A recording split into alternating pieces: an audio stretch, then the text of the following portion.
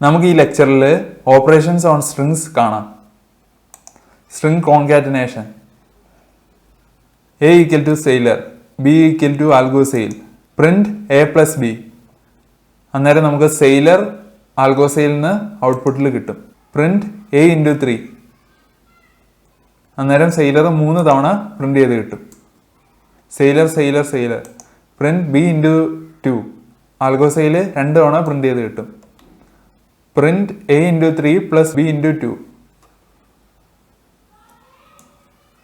sailor sailor sailor Algosail Algosail. ഇനി നമുക്ക് slicing operation എന്താണെന്ന് കാണാം. S equal to Algosail. Print S 0 to 3. 0th index തൊട്ട് second index വരെ ഇത് ഔട്ട്പുട്ടിൽ തരും. ALG 0 1 2. സ്ലൈസിങ് ലിസ്റ്റിലെ സ്ലൈസിങ് പോലെ സിമിലർ ആണ്. S 3 ::-1. ഇതെന്തായിരിക്കും ചെയ്യുക? തേർഡ് ഇൻഡെക്സ് തൊട്ട് 0 1 2 3 തേർഡ് ഇൻഡെക്സ് തൊട്ട്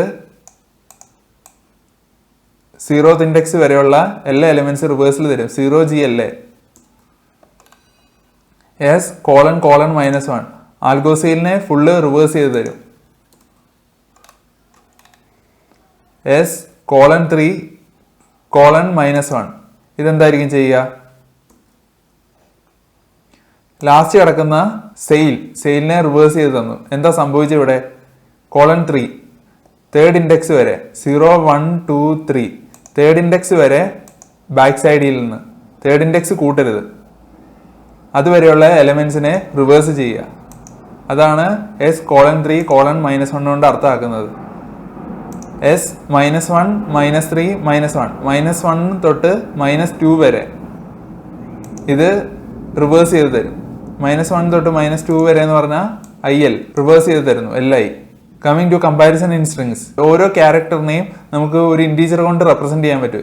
A എന്ന് പറഞ്ഞാൽ അപ്പർ കേസ് ക്യാരക്ടറിനെ നമുക്ക് 65 കൊണ്ട്, B എന്ന് പറഞ്ഞ അപ്പർ കേസ് ക്യാരക്ടറിനെ 66 കൊണ്ട്, Z എന്ന് പറഞ്ഞാൽ അപ്പർ കേസ് ക്യാരക്ടറിനെ 90 കൊണ്ട്. 65 to 90 ആണ് A തൊട്ട് Z വരെയുള്ള ക്യാരക്ടേഴ്സിന്റെ ASCII values. A to Z smaller കേസിൽ അത് 97 to 122 എന്ന ആസ്കി വാല്യൂസ് കൊണ്ട് നമുക്ക് റെപ്രസെന്റ് ചെയ്യാൻ പറ്റും. 0 തൊട്ട് 9 വരെയുള്ള ക്യാരക്ടേഴ്സ് അതിനെ 48 to 57 എന്ന ആസ്കി വാല്യൂസ് കൊണ്ട് മെമ്മറിയിൽ നമുക്ക് റെപ്രസെന്റ് ചെയ്യാൻ പറ്റും. നമുക്ക് ഒരു ക്യാരക്ടറിന്റെ ആസ്കി വാല്യൂ അറിയണമെന്ന് വെച്ചോ, നമുക്ക് ഓർഡ് എന്ന് പറഞ്ഞ ഈ ഫംഗ്ഷൻ ഉപയോഗിക്കാം. Print ord of A. എയുടെ ആസ്കി വാല്യൂ 65 ആണ്. Print ord of D. ഡിയുടെ ആസ്കി വാല്യൂ 68 ആണ്.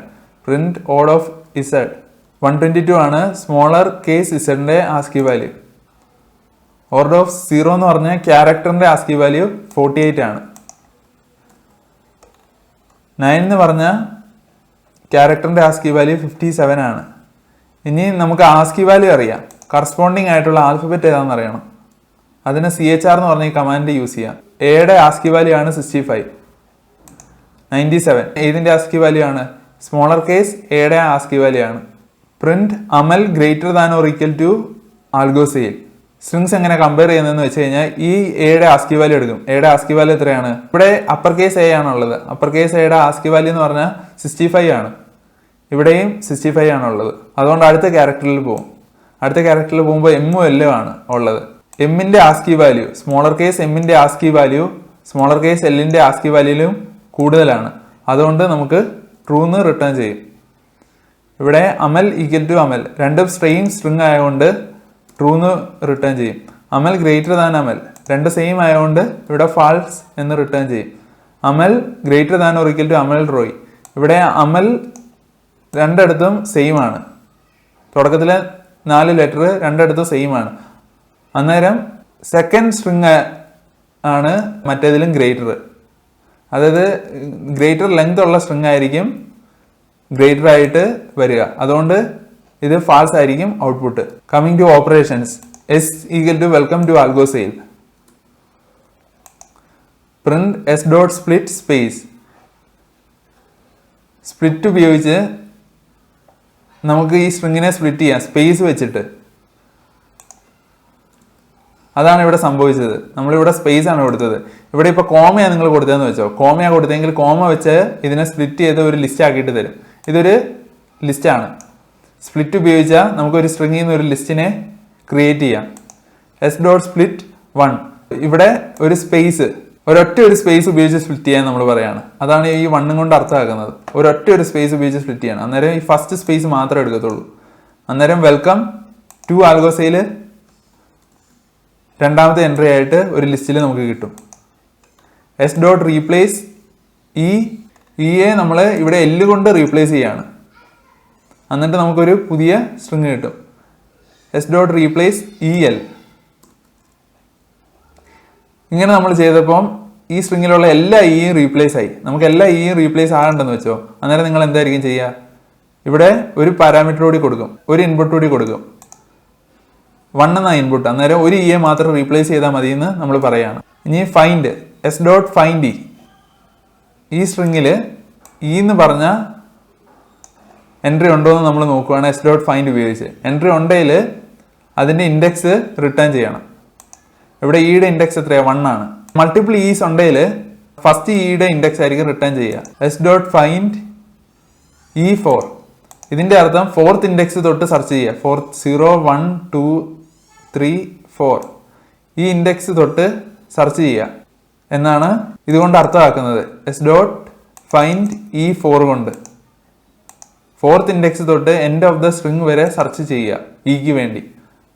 അന്നേരം ഏത് ഇൻഡെക്സ് ആയിരിക്കും നമുക്ക് റിട്ടേൺ ചെയ്ത് തരിക? ഇയുടെ ഇൻഡെക്സ്. അത് എത്രയാ? 0 1 2 3 4 5 6 6 ആയിരിക്കും നമുക്ക് റിട്ടേൺ ചെയ്ത് തരിക.